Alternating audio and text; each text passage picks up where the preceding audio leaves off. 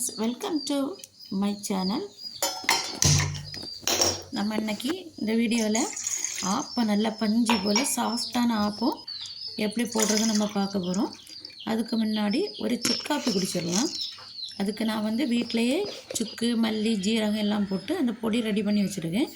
இப்போ நான் 1 கிலோ அரிசி, பச்சரிசி எடுத்திருக்கேன். அதுக்கு ஒரு 50 கிராம் ஜவ்வரிசி, நான் அன்றைக்கி இட்லிக்கு போடும்போது சொன்னாலே அதே மாதிரி மாவு ஜவ்வரிசி, 1 ஸ்பூன் வெந்தயம், 1 கை உளுந்து, இவ்வளோ போட்டு நல்லா கழுவி இது ஒரு மணிக்கூர் அல்லது 2 மணிக்கூர் ஊற வச்சா போதும்.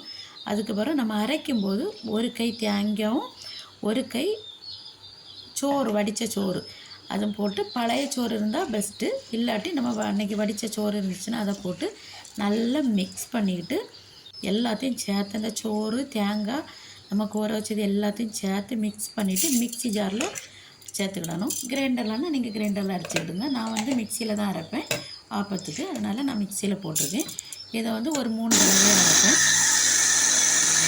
அரைச்சி நைட்டு அதை நல்லா உப்பு மட்டும் போட்டு நம்ம கையால் கலக்கி வச்சிடணும். அது அந்த வீடியோ ஸ்கிப் ஆகிட்டு நம்ம அதுக்கடையில் சுக்காப்பி குடிச்சுக்கிடுவோம். புதினா போட்டு இதில் நாட்டு சர்க்கரை போட்டிருக்கேன். இந்த சுக்காப்பியில் நல்ல உடம்புக்கு ஹெல்த்தியானது. காலையில் இதில் 1 கப்பு குடித்தா நமக்கு உடம்புக்கு ரொம்ப நல்லா இருக்கும். காலையில் அந்த மாவு நல்லா பொங்கி புளிச்சு அழகாக இருக்குது.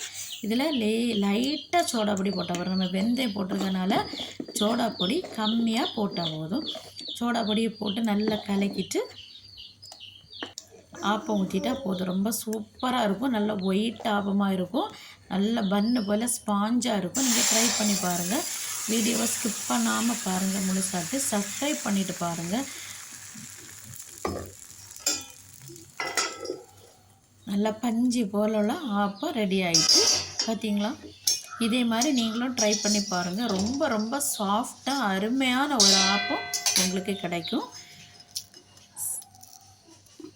இதுக்கு கூட நான் உருளைக்கிழங்கு போட்ட கறி வச்சுருக்கேன். அது வச்சு தான் இதுக்கு காம்பினேஷன். நாங்கள் தான் வச்சு சாப்பிட்றோம். நீங்களே இதே மாதிரி வச்சு பார்த்துட்டு கமெண்ட் பண்ணுங்கள், சப்ஸ்கிரைப் பண்ணுங்கள், ஷேர் பண்ணுங்கள், லைக் பண்ணுங்கள். நீங்கள் சப்ஸ்கிரைப் பண்ணாமே வீடியோ பார்த்துட்ருக்கீங்க நிறைய பேர். நீங்கள் சப்ஸ்கிரைப் பண்ணிவிட்டு பாருங்கள்.